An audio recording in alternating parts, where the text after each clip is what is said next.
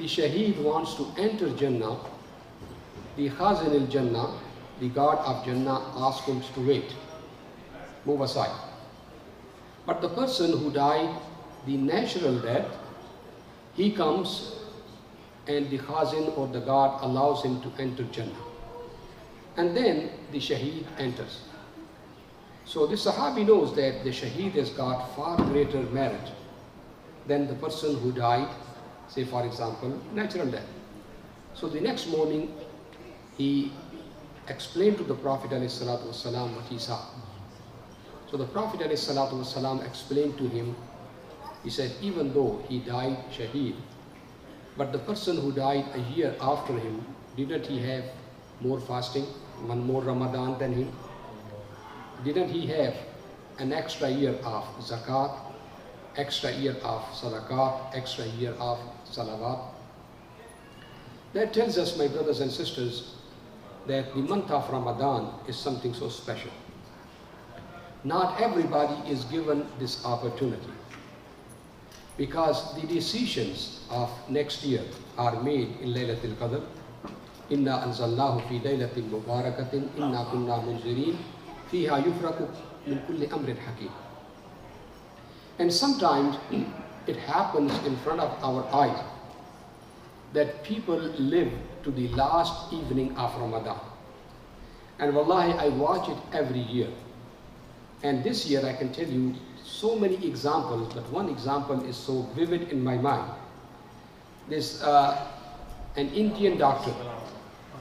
His father was with him for 8 months. And he was very close to us because his sisters used to come to my class. And the sister died 2 months ago, suddenly, subhanallah. And the other sister, who was older than her, suddenly died 3 weeks after that. Now, this is the brother who is here for 8 months. Now, he somehow says to his son, I want to go home and start the fasting or Ramadan there. Here I saw him at the Jummah. He says, he's going to go, and I told him, why don't you do the Eid with us? He said, I've already lived here 8 months and buried 2 of my sisters. I want to go home and spend the Ramadan with my family. So I told him it's a long journey. Why don't you stay? He said, no, my son has already bought the ticket. It's first class, and then he's a doctor. He is going to take me all the way home. So if anything happens, he's there with me. Subhanallah, 2 days before Ramadan, they leave. And when he is very close to India, he had a heart attack. Now his brother is there, his son is there, who does everything possible. So he was able to maintain him until they landed in Hyderabad. He was taken straight from the airport to the hospital, where surgery was done on him and he could not survive. Before the evening of Ramadan, we got the news that Brother Khalid Hussain passed away. Subhanallah. Wallahi, I come across these kind of things so much because I know, as the Prophet ﷺ said, Man sama Ramadana imanan wa ihtisaban, ghufira lahu ma taqaddama min zambi.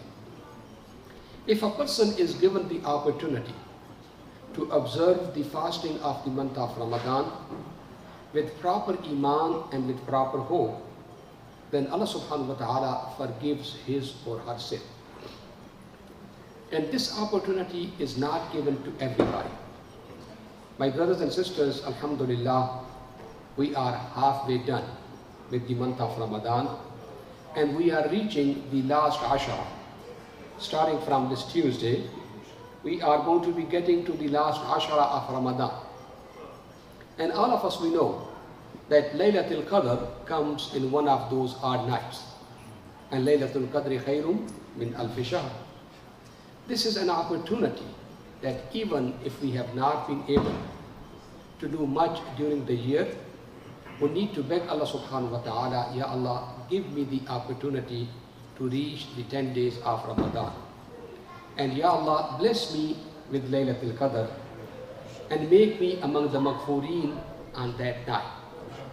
As you know, the Quran says, ثُمَّ أَوْرَثْنَا الْكِتَابَ الَّذِينَ اصْطَفَيْنَا مِنْ عِبَادِنَا فَمِنْهُمْ ظَالِمٌ لِنَفْسِهِ وَمِنْهُمْ مُقْتَصِدٌ وَمِنْهُمْ سَابِقٌ بِالْخَيْرَاتِ بِإِذْنِ اللَّهِ ذَلِكَ هُوَ الْفَضْلُ الْكَبِيرُ جَنَّاتُ عَدْنٍ يَدْخُلُونَهَا يُحَلَّوْنَ فِيهَا مِنْ أَسَاوِرَ مِنْ ذَهَبٍ وَلُؤْلُؤًا وَلِبَاسُهُمْ فِيهَا حَرِيرٌ. Allah subhanahu wa ta'ala says that this ummah of Muhammad sallallahu alaihi wasallam is categorized into three categories. فَمِنْهُمْ ظَالِمٌ لِنَفْسِهِ. The first category is the people who do a lot of zulm against their own selves. They commit a lot of mistakes and sins throughout the year. وَمِنْهُمْ مُقْتَصِدٌ. Among them, there are some people who are medium, in the middle. خَلَطُوا عَمَلًا صَالِحًا وَآخَرَ سَيِّئًا. They do good, but they also make mistakes and sins and mix up the good with the bad. وَمِنْهُمْ سَابِقٌ بِالْخَيْرَاتِ بِإِذْنِ اللَّهِ. And among the ummah of Muhammad sallallahu alaihi wasallam, there are some who rush and hasten to do the good throughout the year. Now remember, when the month of Ramadan comes, the first Ashara comes, those people who have been very careful throughout the year and they have been rushing to please Allah subhanahu wa ta'ala, their sins are already forgiven. Now the month of Ramadan comes and their darajat are what? Elevated. Because they are maghfureen already. Sabiqu bil khairat. So the month of Ramadan comes and Allah subhanahu wa ta'ala starts elevating their darajat in Jannah. Every day of fasting, every day of qiyam and tarabi, every day of goodness brings them more and more closer to Allah Jannat al-Firdaus. Now, the second group, فَمِنْهُمْ مُقْتَصِدٌ. These people, they have got so many sins. Now they start observing the fasting of 10 days. Most of their sins, Allah subhanahu wa ta'ala forgives them. They reach to the second Ashara, and now their sins are forgiven. And now this is the time for them to be able to be elevated in Jannah. But then, ظَالِمٌ لِنَفْسِهِ, the last category, the people who have done a lot of zulm against themselves throughout the year. Now, in the month of Ramadan, كَسُفِّدَتِ الشَّيَاطِينَ, chain or what? The major shayateen. So even sinful Muslims start doing tawbah, repenting to Allah subhanahu wa ta'ala, fasting, doing qiyam al-layl. And as the Prophet ﷺ has narrated from Allah subhanahu wa ta'ala, that he said, كُلُّ عَمَلِ بِنْ آدَمْ لَهُ إِلَّا الصِّيَامِ فَإِنَّهُ لِي وَأَنَا أَجْزِي بِهِ. Every action a human being does is for him or for her, except fasting. Because fasting is solely for me, and I am the only one who will reward for it. So therefore, this is the utmost sign of sincerity. Because fasting does not carry any kind of boasting or show off or riyah. A person may claim that he or she is fasting, but then goes inside the room, office, or bathroom and drinks something. Nobody will know it. It is only the khawf of Allah subhanahu wa ta'ala which makes a person fast, especially in these long hours and this warm weather, and with all of the people around us doing what they are doing. There's no encouragement for khair here. So when a person fasts, that is clearly the sign of the taqwa of Allah subhanahu wa ta'ala. لَعَلَّكُمْ تَتَّقُونَ. And if you know, when somebody asks Sayyidina Ali radiallahu ta'ala, Ya Amir al-Mu'mineen, what taqwa? O Amir al-Mu'mineen, what is the definition of taqwa? Sayyidina Amir al-Mu'mineen said, Al-Khawf min al-Jalil. The first element of taqwa is the fear of Allah Jalla Jalaluhu, because He is what? Full of Jalal, magnificent. He is Rabbul Izzah. So when a person has got the khawf from Him, that is the first and the fundamental element of taqwa, the fear of Allah subhanahu wa ta'ala. When a person feels he is with me wherever I am, whether we are two, he is the third one, we are four, he is the fifth one, أَدْنَا مِنْ ذَلِكَ وَلَا أَكْثَرَ إِلَّا هُوَ مَعَهُ. Wherever we are, He is with us. And this is what happens during the month of Ramadan. If it is not to the khawf of Allah subhanahu wa ta'ala, wallahi, it becomes so difficult to be thirsty and hungry, going through the chores of life, and not even touching this one in the loneliness of the inner side of our house, because we feel the presence of Allah. Al-khawfu min al-jalil. Wal-amalu bit-tanzeel. To do our actions in accordance with the book of Allah as explained by the sunnah of Rasulullah sallallahu alaihi wasallam. So you know, during the month of Ramadan, everybody asks, Shaykh, if I do this one, would it nullify my fasting? If I take a shot, injection, does it break my fasting? If I inhale the asthma inhaler, is it? Everybody is so careful because they want to follow the sunnah of what? Rasulullah sallallahu to the exact level of what? Obedience and ta'ah. Now what happens is, wal-qana'atu bil-qalil. To be content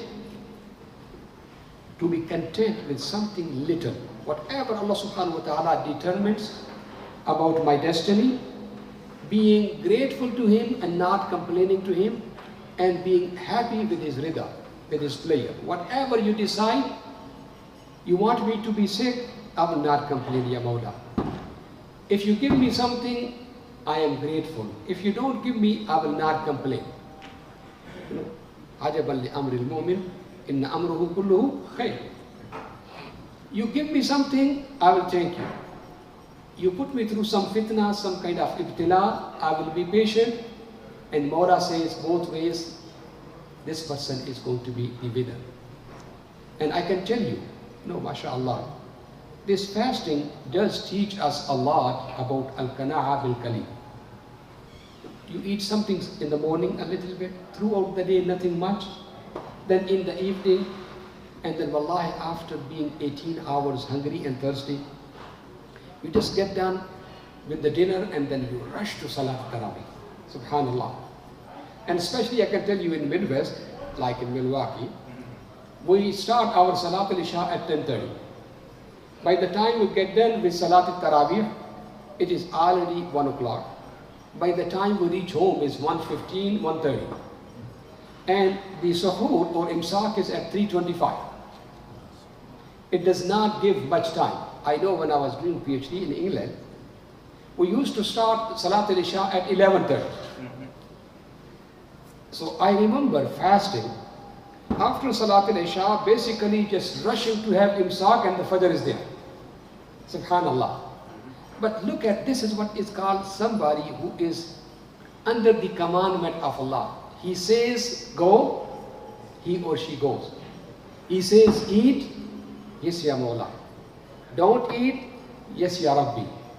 Go to the masjid, I am tired, but even then I will go. This is what is called Sami'na wa Ata'na. Ghufranaka Rabbana wa ilayka al-masir. I remember in the Battle of Uhud, when many of the Sahaba are injured, and Sahaba buried people like Sayyidina Musab bin Umair and everybody else, and some of the people who just lived in the outskirts of Medina went back and their hands are really charred by the lances and the swords. So they put wood, burnt it, and they are waiting for the ashes to become a little bit bearable so that they can put it and their bleeding stops. Now, Rasulullah ﷺ found out that the mushrikeen have come to know that many of the Sahaba are martyred, and they felt this is the time to crush the people of Medina. So he heard that they are coming back to destroy the city of Medina. So he sent the messengers. Now these Sahaba, Ridwanullah alayhim ajma'in, they are just waiting for those ashes so that they can stop their bleeding.